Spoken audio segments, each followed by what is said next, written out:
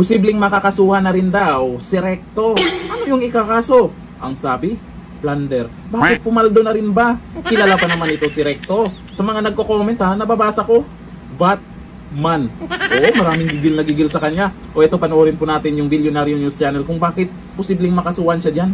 Ito, Recto. Pinabulaanan ni dating Finance Secretary Ralph Recto ang akusasyong sangkot siya sa pagpupondo ng mga maanumalyang flood control project. Una nang sinabi ni retired Supreme Court Senior Associate Justice Antonio Carpio na iniutos ni Recto ang remittance ng bilyong-bilyong piso mula sa PhilHealth at Philippine Deposit Insurance Corporation o PDIC. Nasa 167 billion pesos umano ang dinivert na pondo sa Bureau of Treasury para sa unprogrammed appropriations. Paldo. Sa on-point ng Bilyonaryo News Channel, sinabi ni Carpio na pasok ito sa plunder at technical malversation. Tagam.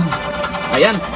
Sila maglalaglagan. Pansin nyo, pagdating sa usapin ng korupsyon, ay hindi, sasabihin na naman ng mga anti-Duterte na ito, hindi, BP Sara tayo. Focus tayo doon. Impeach BP Sara tayo. Eto na naman, oh. Recto. Ayon dito sa balita, posibleng maharap sa plunder at technical malversation si Executive Secretary Ralph Recto kung magpasya ang Korte Suprema na illegal ang paggamit ng Bureau of the Treasury ng 167 billion teto-tet lang naman. Billion na naman? 167 billion pesos trust funds para punduhan ang mga flood control projects. Hindi pa pala tapos ang kwentong yan. Lalong lumalalim at may mga ibang nabubuking dyan. Hindi flood control projects. Davao City ang dapat imbestigahan dyan. Kasalanan ng mga Duterte to. Kasalanan ni Tatay Digong. Bakit nagkaroon ng maanumalya dyan sa flood control projects? Bakit bilyon yung napag-usapan ngayon? Ito na naman kay Recto. Kasalanan na naman ng Duterte yan. Malamang yan ang sasabihin ng mga loyalista nga. Ayon kay dating Associate Justice Antonio Carpio, binubuo ang halaga ng, ito, una, 60 billion mula sa PhilHealth. Grabe naman tong mga to. Pangalawa, 107 billion mula sa PDIC. Grabe, billion. Saan kumukuha ng kapal ng mukha tong mga to? Diba? Dahil sa mga pondong ito, na ituloy umano ang mga proyektong flood control kahit na may malinaw na legal restrictions ang paggamit ng naturang pondo. Ipinaliwanag ni Carpio na dalawang probisyon ng konstitusyon ang posibleng nilabag. Ito na yung posibleng nilabag, kaya ay pwedeng makasuhan po dyan si Recto. Hindi maaaring ilipat ang appropriations maliban kung ito ay mula sa savings at sa ilalim lamang ng kapangyarihan ng Pangulo. Pangalawa, ang mga special funds mula sa buwis, gaya ng sin tax revenues ng PhilHealth, ay maaari lamang gamitin para sa itinakdang layunin nito. Dagdag pa ni Carpio, akalain mo pati PhilHealth, pinakailaman nila, no? Pati PhilHealth ginagalaw nila. Dapat nga yan ang uunahin bago yung flood control. Hindi pa tapos itong mga nakaraan na pinag-usapan, umabot na ng trilyon yan, meron nang napangalanan na King of Pork Barrels.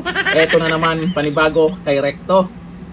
Kung tuluyang ideklara ng Korte Suprema na illegal ang fund transfer, posible umanong pasok sa kasong plunder dahil sa serye ng paglipat ng pondo mula sa PhilHealth at PDIC. Naku, eto pala yun. Hindi alam ni Junior yan. Hindi alam ng Pangulo natin yan. Baka sisihin nyo na naman ng Pangulong Bongbong Marcos natin dyan, ha. Wala siyang alam dyan. Sisihin na naman nila si Tatay Digong. Pagdating sa korupsyon, sisihin nila Duterte. Kami nang nagsipag-resign. Di ba? Nagkabukingan. Titingnan natin kung hanggang kailan siya dyan. Kasi maraming nanggigigil kay Recto. Bakit maraming nanggigigil dyan? Ang tawag nga nila, Batman. Magbasa tayo ng komento kung bakit sila gigil dyan. Sabi ni Jab Binyan, sana nga, pahirap lagi ito sa tax. Naku, siya ang sinisisi sa taksa. Sabi ni Alexander Villacorta, dapat lang na makasuhan yan. Naku. Sabi ni Lynn Ganabagab, do it immediately, pahirap sa Pilipino. Bakit maraming galit na galit dito kay Recto?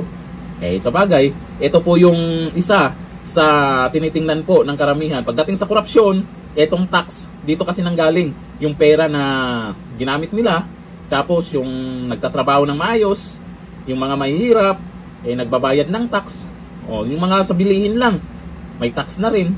Kung ganun, bawas-bawas din sana sa tax. Parang plano pang dagdagan tong mga to. Tax ng tax. Tapos eto, mabalitaan mo, posible palang makasuhan ng plunder. Eto ba, Ito na ba ang uso ngayon? Uso na ba ito ngayon? Puro pera-pera ang napag-usapan? Paano makapagtrabaho ng maayos ang ating mahal na Pangulo? Paano magkaroon ng malaking proyekto?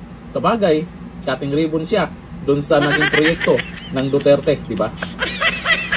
Sasabihin, ito ang ating legacy. Legacy? Pero ginawa noong 2020. Tuwang-tuwa din naman yung mga nakasuporta. Oh, ayan, may nagawa na. Nagawa na. Pero, nabalitaan natin, proyekto ng China. O, di ba? Yung tulay na pinuntahan. Masaya pa ba kayo sa sinuportahan nyo? Okay lang ba sa inyo na ganito yung ginagawa? Pinagyayabang yung proyekto. Pero alam ng karamihan kung bakit nagkaroon ng ganyan. Sino ang dapat pasalamatan? Duterte lang naman. Nandito na lang. Thank you. Bye.